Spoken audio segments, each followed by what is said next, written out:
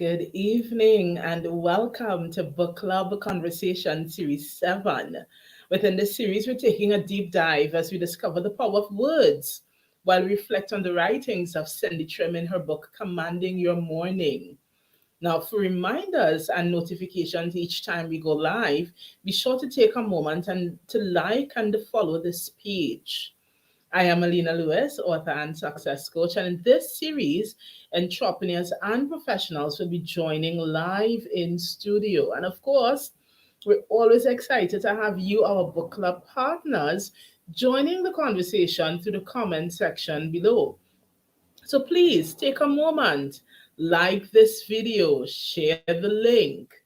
And I must take a moment to acknowledge that Book Club Conversations is made possible through the support of Launchpad Consultancy. So let's take a quick word from them and then we'll get our panelists right in.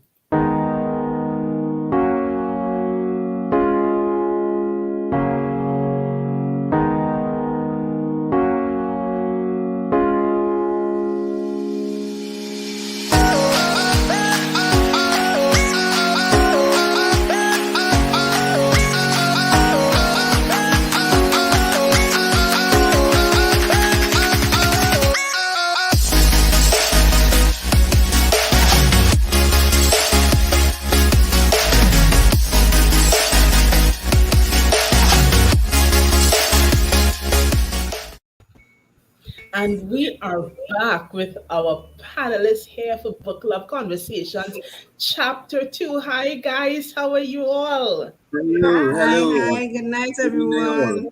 Good night. I'm good. Yeah, and again, good night to the viewing audience. Last night we said the secret is out, and tonight we are in chapter 2, and we're saying, hey, mind your own business. Listen, it's a jolting title for a chapter. And imagine a chapter in Commanding Your Morning. They start off by telling you, mind your own business. Look at this thing. Mhm. So I That's was asked, true. just as I did last night, I find there are so many moments in the book where you take this deep breath in, like when you see the heading of the chapter, yeah? Hmm. And you internalize and you mull it over and you really take a moment to tap into what I like to call an awakening that happens when we recognize, oh, there is a depth to be understood, to be unpacked, to be applied. So I want to start off by asking, what is that moment of awakening that happened for you as you went through chapter 2, talking about the idea of minding your own business? Uh, Listen, it's Roy's first time here with us in Book Club Conversation Series 7. So, of course, I'm going to put him in the hot seat, the red fire seat, as he come out and is red tonight. And we talk about Let's go. minding your own business, the awakening role. Over to you. That's easy. Good evening, ladies. Good evening to all those tuning in. Listen, man, this chapter is something else. There was so many, and it's easy. I would say everything. Everything, every line, every sentence was an awakening moment. But I would say in particular, there's something that was shared about every battle being won or lost in the arena of the mind. That jumped out at me, and particularly because she spoke about that story in Numbers when the Israelites disobeyed God by refusing to take possession of the land that He had prepared for them. And it had me reflecting on my own life and the battles that I have lost, and I have lost some battles, like we all have, and wondering what was my mind position, what was my mental state at that point in time, you know, and how I could have re-engineered or recovered, or redesigned my thinking in those moments. So that definitely for me was an awakening moment. It had me going back and chronicling those battles that you lost. And we know we will lose some battles, right? But there are definitely some of those battles where you realize your mind was not in the right place. You either were operating out of fear, you didn't really approach the situation with confidence, so you felt intimidated. But having the right mindset really could have helped me win those battles. So that was my awakening moment. Wow. Janine, what about you? What for me? The line is served for me because I'm a talker. There's only one thing harder to master than your thoughts, and that is your tongue. Listen, I almost did this. Like I tried to cover it one time, like, girl, know when to hush. Know when to hush. And that is a battle that I always fight with because sometimes for me, I forget so quickly sometimes if I don't write it down. Sometimes I open my mouth and just my thoughts just start to spill out. And I'm like, okay, okay, okay. Take a breath, take it down, master your thoughts, master your tongue. So that's something that jumped out at me for this one. Yeah, definitely. Renma, your awakening. My awakening was actually the first opening quote of the chapter when it said, "Your life is what your thoughts make of it." When I read Yes. that, I pulled back. I just like, okay, I need to take a minute and breathe because that hit me so hard, and I knew I was going to get some serious licks in that chapter. And like Mr. Rollock said, everything jumped out and spoke to me. But that opening statement was wow. I really need to pay attention to my thoughts. Yeah, definitely. I thought it interesting at the beginning of the chapter as well. Cindy Trimm spoke about harnessing thoughts. And Mm. it really stood out to me. And the line actually says, you must learn to harness the power of your thoughts. And the reason why it stood out to me is because usually when you hear people talk about the power of thoughts, they talk about it from the perspective of be aware of your thoughts. Know that your thoughts are powerful. Channel your thoughts. But it was so interesting to me that Cindy Trim wrote it as harnessing the power of your thoughts, which to me really took that understanding to another level where we're saying not only are we to recognize that our thoughts are powerful, but once we recognize the power and the thought, now we have to harness or leverage it or use it to accomplish that thing that we're setting out to do. So again, I know it wasn't on the agenda, but I know how others do. I want to jump into a rapid fire here. And here's the rapid fire I want to jump in as we consider harnessing thoughts, guys. Here's my question. What in your reflection can you see or give an example of where you recognize the power of thought and then harness it to make a thing happen? Because I can imagine someone could be looking at this video and they're hearing us talking, but they might struggle to see the practical reality of how does this really work to harness the power of thought. You're talking about leveraging it, using it, maximizing it. Do we have any examples, whether in personal life or in the world, that we could pull from that we could do as a quick rapid fire to say this is how you can harness the power of your thoughts? And everybody's smiling, so I'm not sure who to volunteer. So I'm going to leave it open. I can jump Harness in. the power of thoughts. Yes, Roll. Yeah, I think, I mean, the book, this chapter is replete with examples, and as you said that, I thought about thoughts as a resource, so that if we can harness this resource, we can then multiply it, we can mine it. So it brings a very interesting analogy about, how we deal with resources. We know we in a resource, well, we know we're an oil and gas environment, and that's the kind of resource. Now they're talking about alternative energy and solar and so forth. But just imagine that your thoughts could be a resource that you can harness. For me, the chapter spoke a lot about imagination, and that's how I saw your question. If you can harness your imagination, there's so much that you can do. And a lot of that begins with, those little things that you like. Sometimes as a child, there are those things that drew your attention. And today, as adults, we kind of leave those things and we say that's childhood stuff. But think about the example they use with Disney, all right, and how Disney World has become this big brand with this little mouse and and these little cartoons. And I remember always having a passion for games, and I remember I have a client who is involved in language learning and so forth. And we were always looking at how can we help young people learn foreign languages in a way that's fun, that's easier, and not the drudgery of how it's normally taught. And Yeah. we came up with this game. And I had to dig deep into my childhood about playing and running around. And we came up with this adventure game.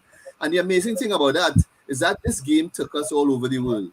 After we were able to win a local grant to develop the game. And this is an online digital mobile game. We presented in Jamaica. We went to Europe. And that's just an example of how, harnessing the imagination and those things that we love, that come naturally to us can take us to places. So that for me would be the best example I can think of.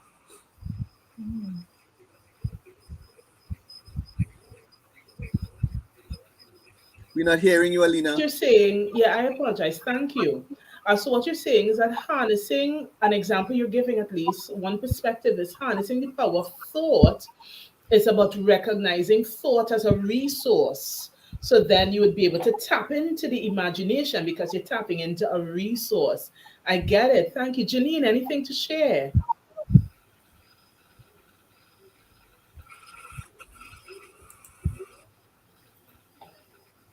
We needed to unmute Janine. Sorry, I Thank apologize as well. you. As an event manager, is almost the basis of what we do. Someone comes to us with an idea, thought, and we now have to create and bring that thought to life. So it's what we do. I need to figure out how do I make the best impact. How do I make you go wow from the time you from the time you hear about it, sorry, to the time you step in, to the time you leave. I need to be creative. I need to bring that to life. I need you to see it and smile. That's what I need to do. And that just comes from the idea. Just harnessing the power of that idea and bringing it to life. Hmm, great. Good, good. Venmo, what about you? Any thoughts came to mind in terms of harnessing that power of thought? Well, for me, when I think of the word harnessing, you think of a harness you would put on a horse. So if your thoughts is like the horse, you want to be able to control it, but not limit it. You want to give it that freedom, but still be able to guide it. And so when you think about harnessing your thoughts, you want to be mindful of the direction you're taking. You want to be mindful of the people you allow, the words you allow to come into your space, because they're going to impact you positively or negatively. And as Mr. Rollock said, go back to your childhood. Because when I read this chapter, Mind Your Own Business, I thought about all the quote unquote crazy ideas and thoughts and business ideas I had when I was a child. And I spend the day just digging through my memory, like, what? Who says I can't have this? Who says I can't do that? And so now I'm harnessing those thoughts, those ideas, those imaginations, and asking myself, could I do it? I can do it. All I need to figure out is the guidance and the direction, and everything is going to fall into place. That's my thoughts on it. Listen, I'm just soaking that in and I'm like, gosh, I don't want to forget it. I want to remember this because I never thought about it from that perspective. Harnessing as in you release but control and direct so that it's almost like you're channeling it to get the maximum output you can from your thoughts. Because for me, when I began to think about harnessing thoughts, I think about taking it to another level by applying action. Because Yeah. how often do we have great thoughts? How often do we have this amazing idea? But then what do we do with it? Very little to nothing a lot of times. We tell ourselves all the reason why we can't move forward, all the things that we don't have. We convince ourselves that people will not support our project and so on and so forth. But taking action, that ability to challenge ourselves to say, I will, and then go do it, that to me is also a huge part of being able to harness the power of thought. Wow, listen, I You know, last night was awesome, and this is even better. Yes, Roll. as I reflect on it though, and the title of the chapter, one of the things I'm seeing too is that if you're minding your own business, it means that you're going to harness and improve and work on your own thoughts. And maybe what we do a lot of times is that we're harnessing other people's thoughts. and what other people are saying. So we're spending time Whoa. harnessing those things and Yeah. multiplying those things, and that's what we get in our lives. You understand? The result we get is what other people think and what other people want for us, and what circumstances dictate. So a very interesting spin there, Mm. I'm soaking that one in as well. Are There's we another thing harnessing that other people's thoughts? Yes. Whoa, guys. we're not I minding our saw own where business. they spoke about thoughts, thoughts going to your will, and thoughts will create your will, and your will create the deeds, and the deeds create the destiny. But can you imagine how great of a destiny it would be if, as Ranma says, you can harness that thought and not limit it, let it as big as it is, just harness it. So if you thought, well, okay, nobody, as Ross said, you limited and you're thinking about what other people would do, and your destiny is this big, and you just give it free reign, you're guiding it, as Red must say, and you give it free reign. If your destiny is this big and you give it free reign, it could be this big. Don't Yes. limit yourself. Don't limit yourself Yes, for that. yes, yes, yes, yes. Wow. Some real But stuff I think there. I think again, when we think about harnessing, the Bible gives all those instructions about meditating upon the Word of God, pondering the Word of God, studying, and those are other aspects of harnessing. As we study the Word, as and Cindy Trimm mentioned it in this particular chapter. When she was talking about Joshua and how Joshua and Caleb were able to have that mindset is because they studied and took in. Even David talks about it, making that law, that scripture, that statute, those things that the Bible talk about, making that critical and paramount in our lives. And that's another way we can harness thoughts, by meditating upon what God says. And God says that He will do exceedingly abundantly above all that we can even ask or think. So if we harness those kinds of thoughts, imagine what we can do. Yeah. Yeah. So, guys, even as we talk about harnessing thoughts, one of the things we love to do when we come together in BCC is getting into the idea of the power code, because there's so many things you could read and be inspired. But then sometimes there's a thing that you read that you feel motivated to make something happen and take a particular course of action. So, I want to ask, what's your power quote from chapter 2? And specifically, I would love for you to share how you see yourself applying that principle in your entrepreneurial or your professional life. What's the power quote? Roll, I'm volunteering you to jump in first. Yeah, I had difficulty choosing one. Um, I would say maybe, there's a quote that spoke about random thoughts lead to random accomplishment that really Mm. build upon each other, you know. And in the chapter, she had this whole analogy about a house and faith being the foundation and so forth, and knowledge of Christ, of God being the foundation, and knowledge of ourselves being the frame of it. And this whole idea of how we build and construct our thought patterns lead to how we build and construct our lives. So that in particular um, resonated with me because it spoke to the whole idea of intentionality, which is something that has been a feature of a number of our conversations. I even remember one of the last book club conversation with Mike Murdoch, and this Yes. whole idea of being intentional about our thoughts, and that intentionality of thinking then leads in the way that Janine spoke about to our belief system, our actions, our deeds, and so forth. So I think that particular quote um, jumped out as me as really significant and something that I can apply in my own life, because I know in the environment that I come from, and I reside in Mova. All right, there's so much to be said about these kinds of spaces and these kind of environments, and like what good thing could come out of Mova and Laventil and these places.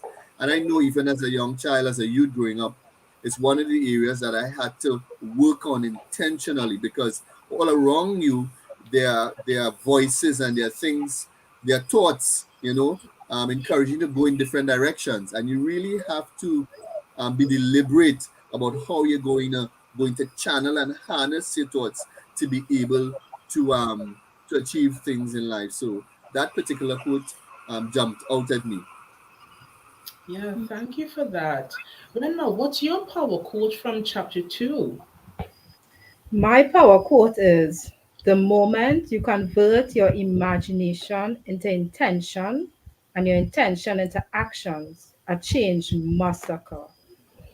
And that really jumped out and spoke to me. And like I said, I've been going back and thinking about all the thoughts, all the business plans that I imagined, that I dreamed of real estate, of owning businesses that even up to today, they've never left me. And I just saying, what, I need to be intentional. I need to start doing research. I need to start figuring out, okay, what do I need to do? Maybe I need to learn some things.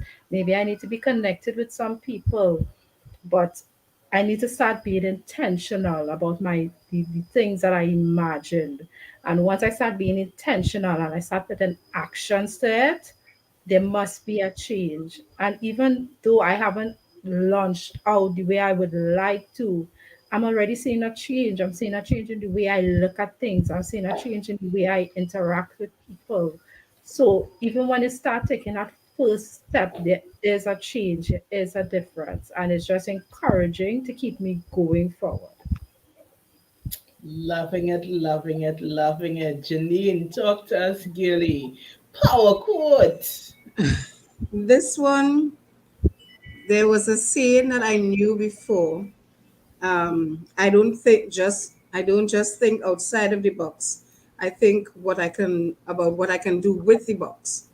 And in the chapter, he or she also said, if you have trouble thinking outside of the box, then imagine creating a new one. And I was like, that is me.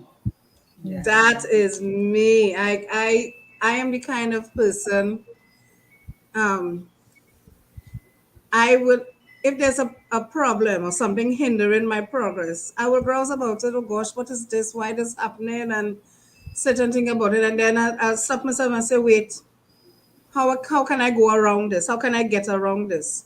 Mm. You know, how can I create a new box?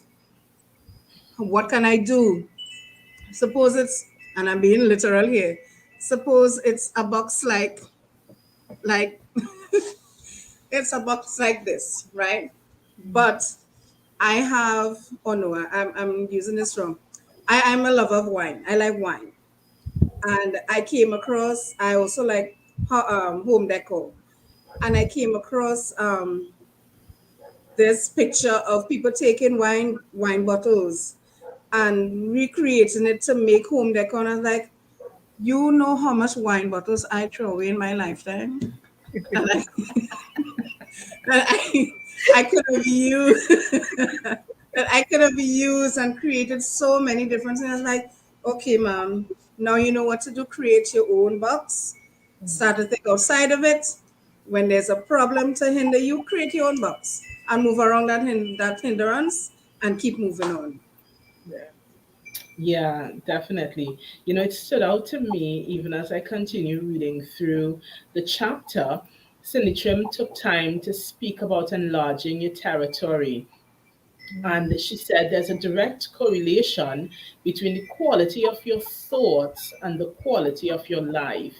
And immediately, in my mind, I went to that place of reflecting on how many conversations I've been a part of where, it's a complaint fest about all the things that, you're not enjoying in life, the things you wish you had, you don't have, what you want to do, you're not doing, whatever.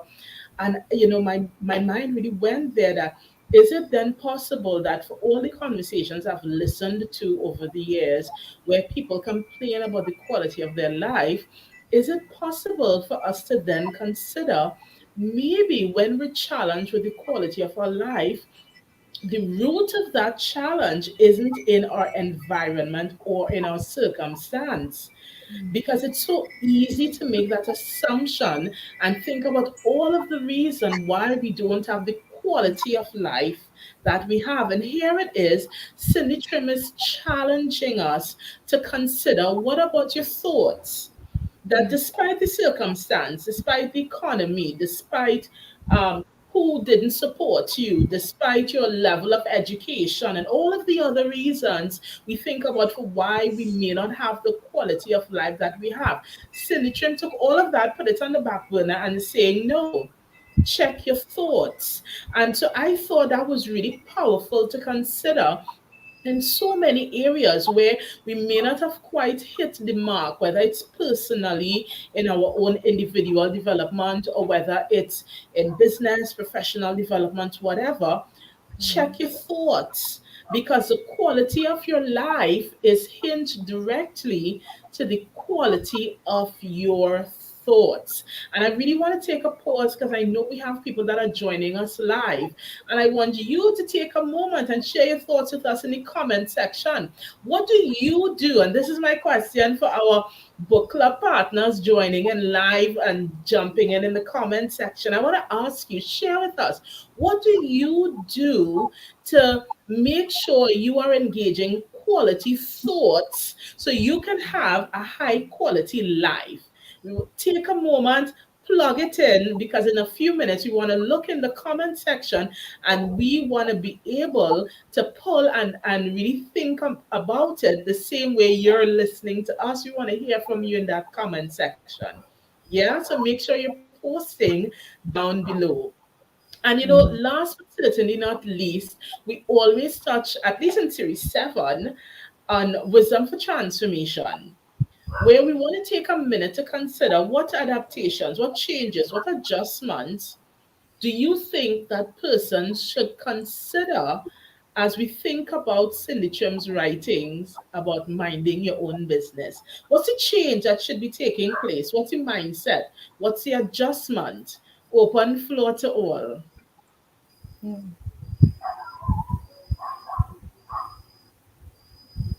Well, I'll jump in. um, my my thoughts aren't just about chapter 2, but just about the title of the book, Command Your Morning.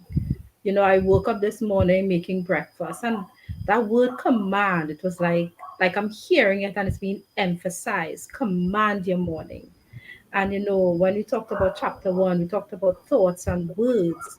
And I was like, it had so many other different words she could have used. She could have said, speak to your morning, declare your morning, say to your morning. Why did she use the word command?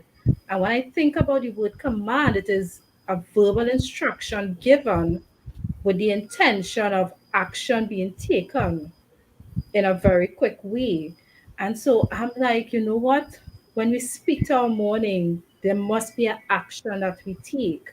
Because I could command to my morning, 5 o'clock, say I'm going to do this, everything is going to work out, I'm going to make the sales, pull my cover and sleep whole day. But did anything get done? What I commanded my morning, didn't I? So, but if I get up and I do what needs to be done, then at the end of the day, I could look at my day and say, yes, I had a good day today. Things worked out, challenges arose, but I was able to overcome it. I saw opportunities. So to me, that really jumped out at me. Okay, well, for me, Cindy Trim spoke about about your environment, and there's so many things that can distract us from what it is we're supposed to be doing. So she said your environment will impact your attitude, your focus, your faith, and the intentionality of your thoughts. So try to get rid of the clutter, the noise, the reminders of lack. Just sit and take a look at where you're supposed to be productive, and do, if it is just sometimes just moving a little paper from out of your eyesight can make a difference. Those little things can make a difference, because if you are trying to focus, and as Renma said, to focus on your business, focus on making that better, just trying to make breakfast. But if you're trying to make breakfast and then you're hearing a child crying in the background, now you have to stop breakfast to go and see what's going on with the child. Those little distractions, they they take away from what it is you're supposed to be doing, what you're supposed to be focusing on. So take a look at your environment, try to clear it up, and just see how that opens your creativity, and it clears your thoughts and improves your focus. Look at your environment. Yeah. Roll, any thoughts, wisdom for transformation? Yes, certainly. I was just, contemplating what Janine had just shared, and I know it's something we covered in Mike's Murdoch's book as well. This whole idea about the environment. But one of the qualifications I saw Cindy Trimm make was that about a creative environment. And I thought, I wondered if we really know what we need to do to be at our creative best. You understand? And I started to take stock in that regard, in terms of what is the environment that I need to be at my creative best, in terms of my own imagination, my thoughts, being able to think clearly. What kind of environment? And for each person, I think it's different. So I like that qualification, because it may mean some people need nature. You understand? Some people need quiet. Some people need noise. She mentioned just now the baby. There's some people who can work in that. They need that. Each of us is I different. need So I just music. I need yeah. music. Yes. Yeah. Some people need upbeat music. So you just have to understand that. But one thing that jumped out at me in particular was that Cindy Trimm spoke to thinking as a skill. And I like that, because she said in the book that you have to become skilled in your thought, as a swordsman is with a sword. All right. So it had me thinking about, so thinking is a skill. What is this skill about? How can I improve this skill? How do I practice thinking? And you started thinking about all the different ways. You hear theorists talk about system thinking and critical thinking and logical thinking, and so you realize there's this whole world of thinking. You understand? That's out there. That's possible for us to improve how we think, and achieve better results. So this whole idea of developing the skill, of course, she had a particular focus on looking at it from the perspective of the armor of God, which is critical here, because we know the word of God is quick and powerful and sharper than any two-edged sword. You understand? And that also is a very powerful analogy. How we use this sword and the armor and so forth to protect our minds and guard our minds and be able to pull down strongholds and all those things that impact how we think. So I felt this whole idea of thinking as a skill was really valuable here, and something we could apply. Yeah. But can you You know, we, imagine? Mhm. Sorry, can you imagine this world if we had the different thinkers come together, the critical thinkers and the different categories that you said there? Can you imagine this world if they all put it to good use and just come together? Hmm. Of Can you course, imagine what we would be like? just think about pollution. All right, if we apply systems thinking, we would realize that if I throw my garbage in the river, and you understand how a system works, that's going to be a flood down the road, which will impact me. And my action, as small as it may be, will impact somebody down the road, and we don't think about that. And that's system thinking. Somebody sneezed in Wuhan, and right now we're under a crisis. You understand? So little things that we do impact the whole, and that's just one way of thinking. That's systems thinking. So this idea about thinking as a skill, I believe, it's really valuable. Yeah, definitely. I want to take a minute, just reflect on some of the comments that we had sharing by our book club partners. Earlier we had Simone. She was sharing and reminding us that we really have to win the battle first in our minds. I know Cindy Trimm, she really took a lot of time in this book, and I would like to think as we move forward, we're going to continue to discover a lot of her writings would focus on the thoughts and the mind. And Simone also shared that, we must master our thoughts and master your tongue. So I guess Janine, she was piggybacking off of what you were saying earlier about the tongue and talking and having that control. Also active in the comments, she was saying that she believes thoughts are the crucible for creating the next great idea. They draw what is needed to bring things to life. When we Hmm. harness their power, they guide what we believe, say, do, and expect. And that is her experience. And Powerful. certainly, Simone, that is my experience, and I'm sure for many of the others on the screen with me here, you know. And so these are some really good points that we have being made. We have Paula here shared with us. She thinks this book is an exercise to unlearn old habits and learn new and more successful ways of operating. And I think this is complementary to what Renma was saying about how she challenged herself. She shared both yesterday and today how she challenged herself to do different things, different, act different, you know. And Simone again sharing with us that she uses her thoughts to set the way she thinks, and she continues by saying, and how I will process and respond to persons and situations. If things are happening contrary to my desire, I remind myself of my predetermined thoughts and respond in alignment. And again, that I reminds me like of it. what Renma was sharing earlier about imagining the harness like a horse where you give control to your thoughts. Janine, you were going to share. No, no, no. I just like what Simone said there.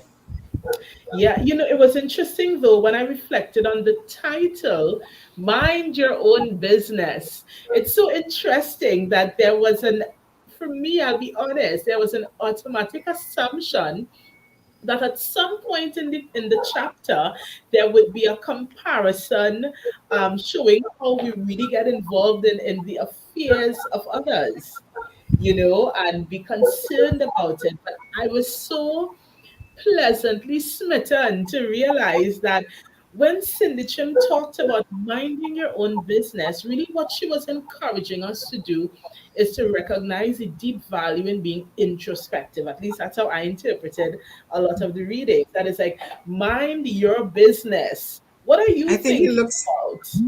about? I think you looked at it from a Trini point of view. Yes, it's When we say true. mind your True. business, mind your Mind your business, business. Because it right? But sounds so she, derogatory, yeah? Yeah. Mind yeah, your business. Mind your own business. But we're realizing from Cindy's perspective, there's absolutely nothing derogatory about it. She really is saying, no. you know, you need to mind your own business. What's going on in your mind, your intentions, your passion? How are you applying yourself? How are you harnessing the desires and the vision that's on the inside? How are you tapping into your own creativity? And you know what I love?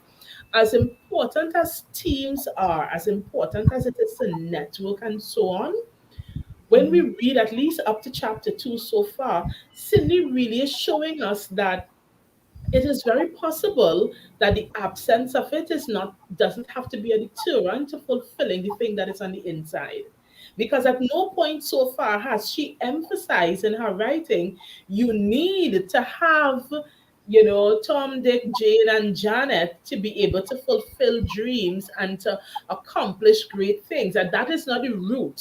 It may be a complement, but it's not the root. The root is inside of you, and the root is being able to tap into and harness what's on the inside so that you could step into all that you desire. Open flow. All of you look really deep in thought right now, so I'm leaving it open. Talk to me. What all you thinking? Talk to me. Mm.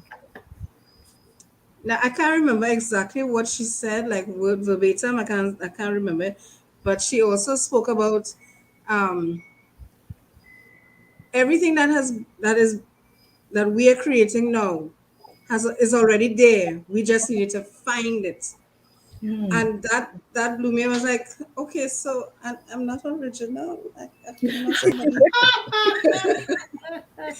but but I understand the spirit of the thinking, and I am that kind of excited me a little bit. Okay, so when I have an it just made me change the way I thought about it. So like if I do think about something creative, it was like, aha, I find it. Instead of me thinking, I came up with it, I'm now thinking, aha, I found it. I found it Yes. because it was already there. Yes. Yeah.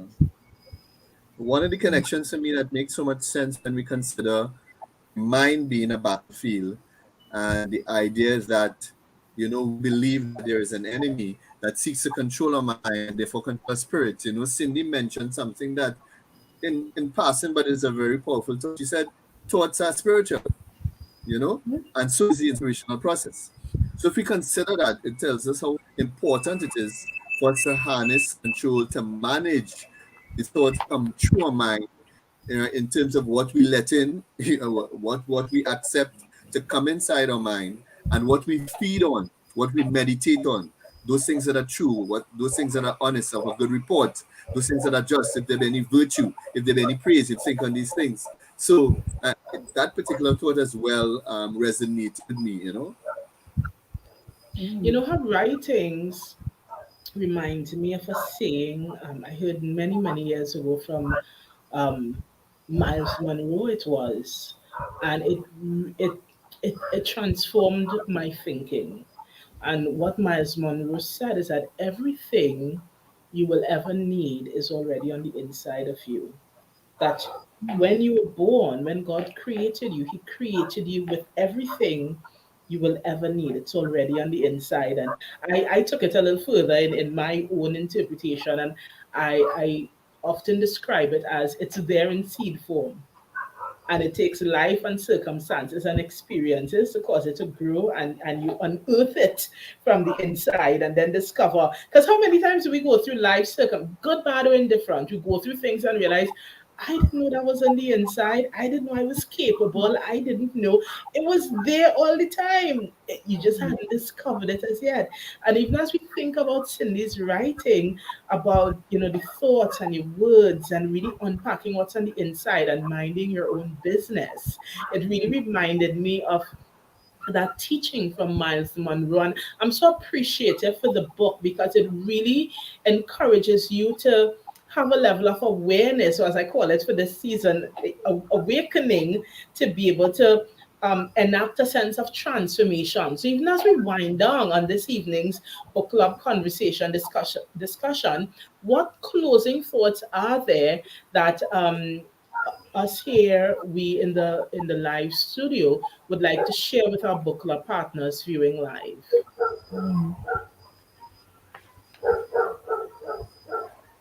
I guess You I can know, Okay. jump. I Or Janine? Go ahead. Okay, Go go ahead. ahead, Janine. No, go ahead, Roy. Okay, Go ahead, I'll Roy. take the floor. Um, I guess it's the whole idea of when we think about thoughts and thinking, what do we think about, right? Is an important question, and it's something that was raised. Um, Cindy spoke about this house of faith that we're building, and that the foundation of that is knowledge of God, and the frame of that is knowledge of ourselves in relation to God. So my encouragement to individuals would be, if you want to really if thoughts are spirit, and God is the ultimate creator who created it all, then we have to seek God for ultimate things. If you want to know what's the best way to think, search the word of God, get to know God, and get to know yourself in relation to God. And I mean, there's so much that is said that we're fearfully and wonderfully made. All right. No good thing would he uphold to those that walk uprightly, that he would do exceedingly abundantly. I mentioned that earlier. There's so many of these words and thoughts that we should be imbibing rather than spending on time on other people's business. All right. So that would be my encouragement.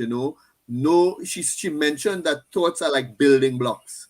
So if thoughts are building blocks to build this house of faith, then we need to know what those building blocks are. And the word of God has it mapped out for us. And my encouragement would be to go to the word of God, to seek out what God is saying, to help build and strengthen our thoughts to be able to succeed in life and in business and otherwise. Those would be my closing thoughts. Yeah, thank you. yeah. Well, for me, I would like to leave the viewers with this quote from chapter 2. Your focus will either feed your faith or confirm your fears. And, I just want to, encourage all of us on the panel and those viewing us live and those who will listen to us later, really start to pay attention. Where are your thoughts going? What are you focusing on? Are you focusing on what you can do or what you cannot? Because these are the things that's going to help guide you as you harness your thoughts, what direction you ought to go, what investment should you make, should you do this, should you do that.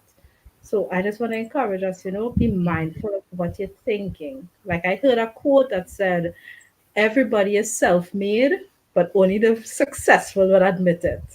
And it's what we think. It's what we it's what we think. It's all life. If you have negative thinking, then you're gonna have a negative life. But once you start flipping things around, you are gonna see that change. So come on, let's get things right. Love it. Great, excellent. Yeah, I like that. Okay, well, for me, she said, use your thoughts as an architect uses a blueprint. Nothing is too insignificant. So when you really think about how an architect thinks of his project, yes, he thinks of the big picture, and then he drills down, drills down, drills down, drills down, till he tries to map out every little piece of that project. And that's what we need to do with our thoughts. Yes, you may have grand ideas, but take those ideas, focus it, mind your business, and try to itemize it and bring it down and watch your focus grow. Because now you can really see the big picture. Now that you've drilled down to those minute details, now you can really see the big picture and where you need to go and where you need to put your efforts. So think of an architect when you're trying to direct your thoughts as well. Yeah. Cindy said, determine what steps you need to take on a daily basis to make the most of your life in the future. And that resonated with me. And, I'll use that as my closing thought, to say we must be intentional about taking action. It's great that we're discovering a new dimension in understanding the power of our thoughts and our words. But if we go through all of that and we take no action, of what value would it be? So just repeat again, Cindy Trimm, she's really encouraging us. One of the many points of encouragement she gives is to determine now what steps are needed to be taken on a daily basis to make the most of your life in the future. Because we understand who we are now, the decisions we make now don't just affect now, it affects future. And sometimes we think about it from an action point of view. But here it is, Cindy's challenging us to recognize no, it's your thoughts too. Your thoughts affect who you will be and what you will accomplish in the future. So be intentional about taking action that support. So, ladies and the gentleman in the midst in the virtual studio, I appreciate you as always for joining in live for this book club conversation. Our book club Pleasure. partners joining in the comment section. Thank you. We appreciate you. We're so happy when you come in and you share and convo with us. If you haven't liked the video yet, make sure you like it. Make sure you subscribe to get notifications. And please, when it's all said and done, share the video. Somebody you know might need to hear this conversation to be encouraged. So be sure to share the video. And until next Tuesday, when we tap into chapter 3, take care, stay safe, and we're going to continue each day to command our morning.